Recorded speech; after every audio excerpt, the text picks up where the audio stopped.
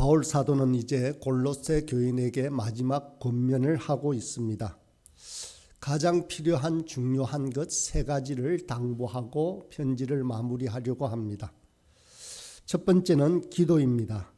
성도가 기도 없이 믿음으로 산다는 것은 불가능합니다. 기도야말로 살아계신 하나님의 권능이 우리 삶에 적용되는 귀한 통로입니다. 기도는 성도가 하나님을 경험하는 가장 중요한 통로이자 성도들에게 주어진 가장 귀한 선물이기도 합니다. 세상은 과학기술이 문명이 발달하면서 우리에게 자꾸만 이렇게 말합니다. 무엇이든지 다 할 수 있다. 무엇이든지 노력하면 다 얻을 수 있다라는 메시지를 쏟아내고 있습니다. 하지만 결코 그렇지 않습니다. 하나님을 의지하지 않고 우리가 할 수 없다는 것을 살아갈수록 더 많이 느낍니다. 기도야말로 하나님 없이 우리 힘만으로는 도저히 이 세상을 살아갈 수 없다라고 하는 중요한 표현이며 신앙 고백이라고 할 수 있습니다. 혹시 살아가면서 기도가 없어도 참 그저 잘 살아갈 수 있구나라는 생각이 든다면 참으로 그것은 위험한 생각입니다. 그것은 불가능한 삶을 살고 있는 것입니다. 믿음의 핵심을 놓치고 있는 삶입니다. 기도는 우리에게 생명줄과도 같습니다. 혼자 기도하기가 쉽지 않으면 새벽 기도에 나와 함께 기도하고 혼자서 기도가 잘 되는 분들은 삶의 자리에서 기도에 힘써야 합니다. 오늘 본문 2절을 보면 기도를 계속하고 기도에 감사함으로 깨어있으라라고 합니다. 우리가 기도를 하되 어떻게 해야 되는지를 가르쳐주고 있습니다. 첫 번째는 기도를 하되 계속해서 기도하라고 합니다. 이 말은 기도하는 일에 온전히 헌신하라는 말입니다. 데살로니가 전서에도 쉬지 말고 기도하라라고 했습니다. 우리에게 기도를 계속하고 기도하는 일에 온전히 헌신하고 쉬지 말고 기도하라는 것입니다. 이 말은 기도가 제일 중요하니까 아무것도 하지 말고 오로지 교회에서 기도만 하라는 뜻이 결코 아닙니다. 여러분의 일상에는 가정이 있고 일터가 있습니다. 그곳에는 하나님이 우리에게 맡기신 부르심이 있기 때문에 다른 일을 제쳐놓고 기도만 하라고 한 것이 아닙니다. 이 말의 의미는 기도를 특정 시간에만 하는 것으로 여기지 말고 일상생활의 모든 영역에서 늘 해야 하는 일인 것처럼 여기고 기도하라는 것입니다. 성경은 기도를 새벽에 교회에 와서만 하는 것이라고 가르치지 않습니다. 또 기도를 반드시 다른 성도들과 함께 모여 하는 것이라고도 가르치지 않습니다. 기도는 일상에서 생활에 되어야 할 중요한 영역이라고 말씀합니다. 하나님께서는 때로 우리 삶에 시련과 아픔과 질고를 주십니다. 그런 아픔과 질고를 통해서 우리를 기도의 자리로 초대하시는 것입니다. 고난 가운데 있으면 기도밖에 할 것이 없습니다. 그래서 간절히 기도하면 하나님께서 응답하시고 구원해 주십니다. 이것이 하나님의 기쁨이기도 합니다. 그런데 우리는 기도가 어려울 때만 하는 것으로 알고 늘 해야 할 일로 생각하지 않을 때가 있습니다. 기도는 새해나 고난주간과 같이 특정 기간에만 하는 것이 결코 아닙니다. 호흡처럼 일상화되고 생활화되어야 한다는 것입니다. 믿지 않는 사람들은 하나님께 기도도 안 하고도 잘 사지만 우리는 기도를 하지 않으면 잘 살 수가 결코 없습니다.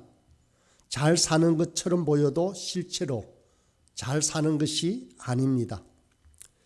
우리가 하나님께 기도하는 것은 하나님이 모르시는 우리의 정보를 알려드리는 것이 결코 아닙니다. 하나님은 우리가 구하기 전에 우리에게 있어야 할 것들을 다 아십니다. 하나님을 간절히 원하는 마음으로 하나님께 도움과 은혜가 꼭 필요하다고 고백이 담긴 기도를 드릴 때 그것은 하나님께는 정말로 그 어떠한 노래소리보다도 아름다운 기쁨이 됩니다. 물론 그렇게 하지 않아도 하나님 아버지는 우리를 잘 아시고 사랑하십니다. 하지만 우리가 하나님을 전적으로 신뢰하는 마음으로 우리의 문제를 상의하면 하나님께서는 우리의 기도에 반드시 응답하시는 것입니다. 두 번째로 기도를 하되 깨어 기도하라라고 말하고 있습니다. 우리 삶에는 시험과 유혹이 많이 있습니다. 시험에 빠지지 않도록 중요한 결정을 해야 하는 순간들도 많습니다. 그래서 그런 시험과 유혹이 우리에게 다가올 때 잘 극복할 수 있도록 깨어서 기도해야 한다는 것입니다. 주님께서 잡히시던 밤에 베드로와 야고보와 요한을 데리고 겟세마네 동산에 올라가서 기도하셨습니다. 그때 제자들에게 시험에 들지 않게 깨어 기도하라라고 말씀하셨습니다. 이 기도의 요구는 오늘날의 우리에게도 통하는 말입니다. 교회가 그 어느 때보다 어려운 시대라고 합니다. 이런 시대에 기도의 단들이 견고히 세워져야 하는 것입니다. 기도를 통해 시험을 이겨내고 건강한 영적 흐름이 흘러가도록 우리의 기도의 무릎을 세워야 합니다. 세 번째로 기도를 하되 감사함으로 기도하라라고 합니다. 기도가 간구만으로 구성되면 안 됩니다. 기도 안에는 반드시 감사가 들어있어야 합니다. 자녀들은 부모 집에 오면 자기들이 뭘 맡겨놓은 것인 양 가져갑니다. 그런데도 자녀가 와서 애교를 부리고 달라고 하면 부모는 주면서도 아깝지 않고 행복합니다. 하나님 역시 우리가 기도하는 것을 그렇게 좋아하십니다. 믿음으로 아버지를 찾고 의지하고 부를 때 아주 좋아하시는 것입니다. 비록 기도가 간구로만 구성되어도 하나님은 우리의 기도를 좋아하시고 즐거워하십니다. 하지만 우리가 기도를 할 때 과거를 돌아보고 하나님께서 우리에게 베풀어 주신 은혜에 감사하고 또 우리의 필요를 감사함으로 기도하고 구할 때 하나님은 더욱 즐거워하실 것입니다. 이처럼 기도는 계속 기도하고 깨어 기도하고 감사를 담아 기도해야 합니다. 또한 기도를 하되 또 다른 무엇을 위해서 기도하라고 말씀하십니다. 3절을 보겠습니다. 또한 우리를 위하여 기도하되 하나님이 전도할 문을 우리에게 열어주사 그리스도의 비밀을 말하게 하시기를 구하라. 내가 이 일 때문에 매임을 당하였노라. 기도를 하되 자기를 위해서 혹은 가족을 위해서 기도할 뿐만 아니라 다른 사람을 위해서 기도하라고 합니다. 교회는 그리스도 안에서 한 몸으로 연합되어 있는 공동체입니다. 교회가 그리스도 안에서 하나 되었다는 느낌이 들 때가 언제입니까? 바로 다른 지체들의 아픔을 나의 아픔처럼 여기며 기도할 때입니다.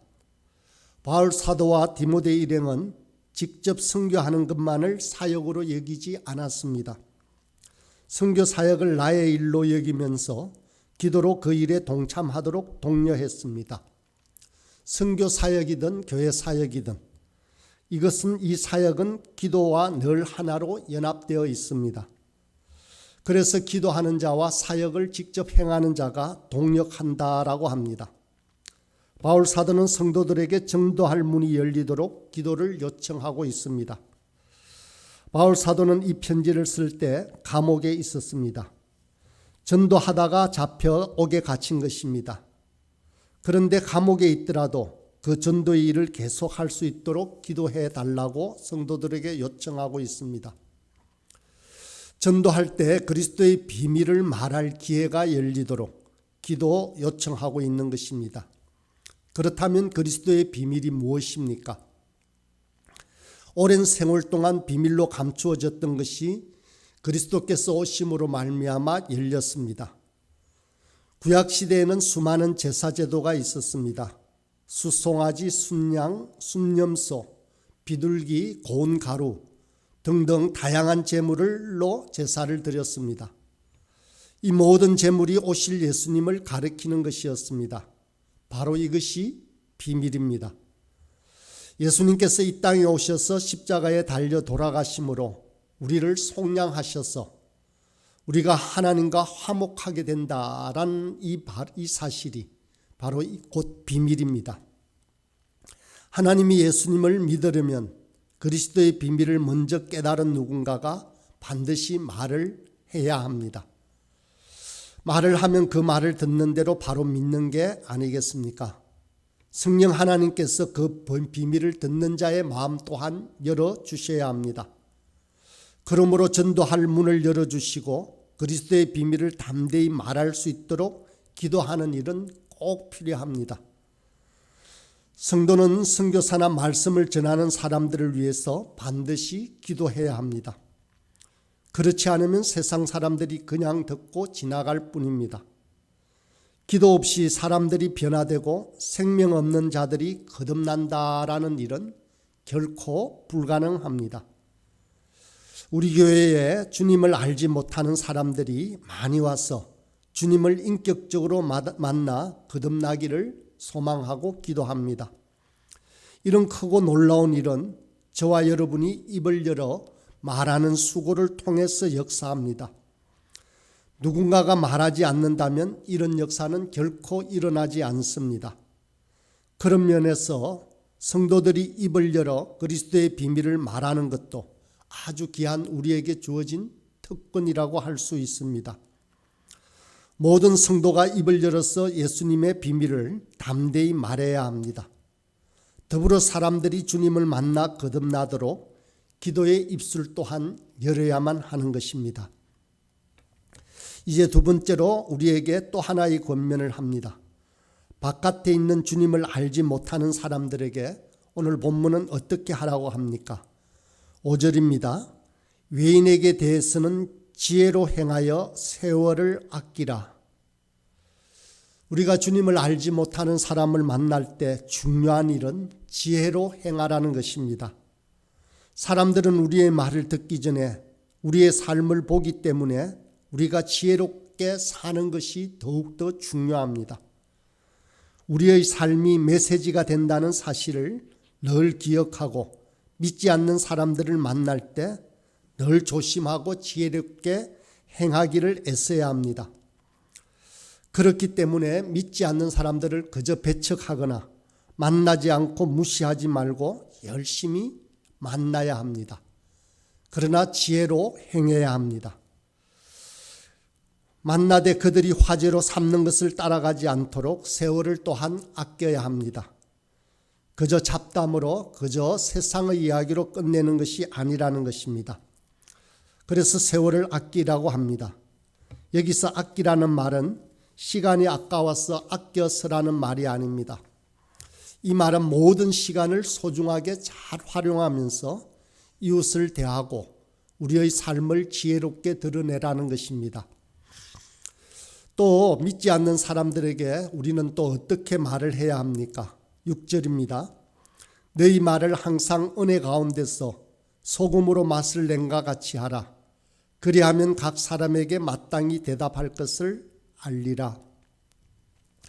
지금은 소금이 흔한 시대입니다. 과거에는 소금으로 맛을 내지 않았던 때가 있었습니다. 역사를 살펴보면 소금을 처음 발견했던 기록이 나옵니다. 그때는 바로 소금이 금값이었습니다. 소금이 가미된 음식을 먹자 사람들의 눈이 열려 소금의 가치를 알았던 것입니다. 요즘은 소금이 흔해서 가치를 잘 모르지만 적절히 소금 간이 배인 음식은 정말 맛있습니다. 바울 사도는 성도가 말을 할 때 은혜 가운데서 소금으로 맛을 낸 것처럼 하라고 전합니다. 말을 맛깔스럽고 흥미롭고 듣기 좋게 하라는 것입니다. 맛난 음식이 또 먹고 싶은 것처럼 상황에 맞고 적절하게 말해서 사람들로 하여금 또 만나서 듣고 싶은 사람이 되도록 말하라고 합니다. 믿지 않는 사람들에게 말을 할 때 그들이 느낄 수 없었던 하나님의 은혜와 사랑을 느낄 수 있도록 말하라고 합니다. 하나님의 무조건적인 은혜와 복을 함께 나눌 수 있도록 소금처럼 은혜 가운데 말을 해야 합니다. 그렇다면 우리가 어떻게 소금으로 맛을 내는 것처럼 말을 맛있게 할 수 있습니까?